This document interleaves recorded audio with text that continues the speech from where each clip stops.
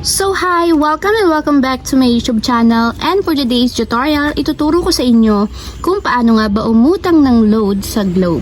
But first, kindly subscribe to my channel and don't forget the subscribe button and the bell to notify you for my new updates. And if you want to learn more, just keep on watching and let's start.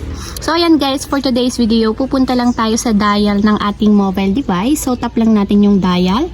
And dito i-dial natin yung asterisk 143 number sign. And then dial lang natin. Then after nyan guys, dito naman is piliin natin yung loan. So itatype lang natin dito yung number 10.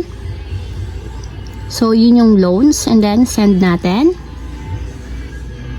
And then dito naman guys sa loans, meron tayong pamimilian kung ano yung pwede nating utangin or hiramin na load. So meron ditong MB lang, meron ditong nakakombo na, meron ditong text, call, and IDD. So depende sa inyo kung ano yung gusto nyong utangin or hiramin kay Globe. So ako na lang ang hihiramin ko is yung pang data. So yun yung MB. So type lang natin yung number 1, then tap send.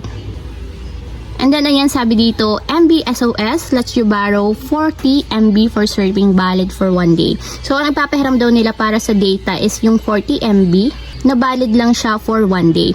So pay later by buying at least 6 pesos service fee load. So para naman daw mabayaran natin is kailangan meron tayong at least 6 peso balance para sa service fee nila. So yung 5 pesos is yung hinaram natin, yung 1 peso naman is para sa service fee nila.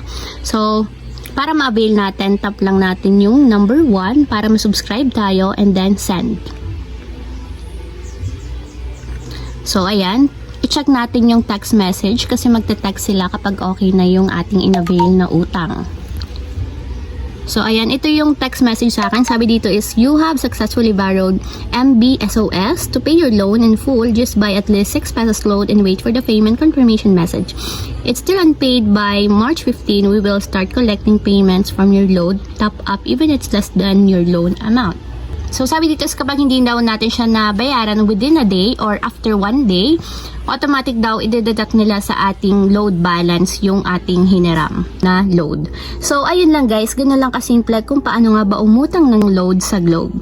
If you have a question, kindly comment down below and don't forget to subscribe button and the bell to notify you for new updates. And thank you for watching! Living life, every day, late at night, not okay.